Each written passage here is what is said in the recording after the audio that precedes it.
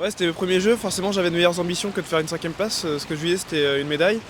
Mais bon, c'est une cinquième place et puis maintenant il va falloir s'en contenter. Et après ça, j'avais un planning chargé pour les vacances, donc en fait, je suis vite passé à autre chose et j'ai pas eu le temps de ruminer justement cette cinquième place. Donc, mon objectif cette année, ça va être d'enchaîner le circuit Coupe du Monde en eau libre et les championnats du monde cet été à Singapour.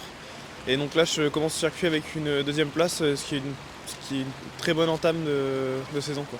Et est-ce que tu peux nous parler un peu des conditions? Ça fait combien de temps que toi tu bosses avec Philippe et ici sur Martigues du coup? Bah là, j'entame ma quatrième saison avec lui.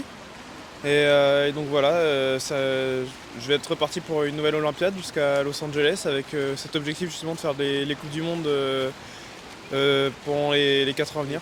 Concrètement, est-ce que tu peux nous parler un peu de ces conditions ici à Martigues? C'est vraiment optimal pour vous en tant qu'athlète? Ouais, bah en fait moi là-bas je viens de Rouen, on avait aussi un bassin extérieur mais forcément dans le nord de la France c'est pas les mêmes conditions, on n'a pas le même soleil et ça joue énormément sur le mental et franchement on a des conditions exceptionnelles avec tout le bassin pour nous et un grand soleil toute l'année.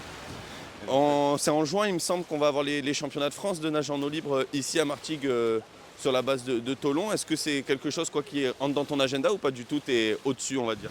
Non, non, c'est dans l'agenda et d'ailleurs c'est une bonne chose que ça va être dans l'agenda de tout le monde parce que ça va être qualificatif pour les championnats du monde cet été justement. Et donc les championnats de France à mon avis vont avoir une grande importance cette année en eau libre.